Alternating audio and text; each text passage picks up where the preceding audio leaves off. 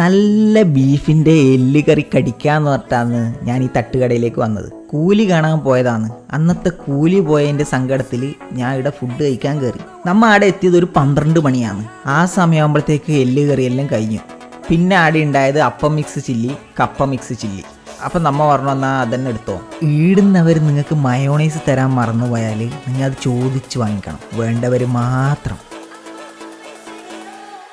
ആദ്യം ഞാൻ ട്രൈ ചെയ്തത് കപ്പ മിക്സ് ചില്ലി. ഇതെന്ന് പറഞ്ഞു കഴിഞ്ഞാൽ അടിപൊളിയായിരുന്നു. രണ്ടാമത് ഒരു മയോണൈസും കൂട്ടി കഴിച്ചിട്ടാകുമ്പോൾ കുറച്ചും കൂടിയും ടേസ്റ്റ് കൂടി. പിന്നെ എന്തേന്ന് പറയാനുള്ളത്, ഇതിൽ ചില്ലീൻ്റെ എല്ല് ചെറിയൊരു തടസ്സം പോലെ ഉണ്ടായിരുന്നു. ഈ ചില്ലി ചിക്കൻ്റെ പീസ് സോഫ്റ്റ് ആൻഡ് ലൂസായിരുന്നു, ഊരി വരുന്നുണ്ടായിരുന്നു.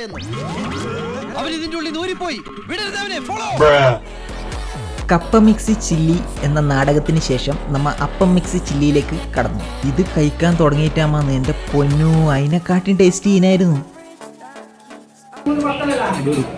രണ്ടിലും ചില്ലി ഇട്ടുകൊണ്ട് ചില്ലി പൊട്ടുന്നതെല്ലാം ഒരേപോലെ ആയിരുന്നു. രണ്ടും സോഫ്റ്റ് സാധനമായിരുന്നു. ഓരോരാൾക്ക് ഓരോരോ ടേസ്റ്റാണ്. ഇത് ചിലപ്പോൾ നിങ്ങൾക്ക് ഇഷ്ടപ്പെടാം അല്ലെങ്കിൽ ഇഷ്ടപ്പെടാതിരിക്കാം.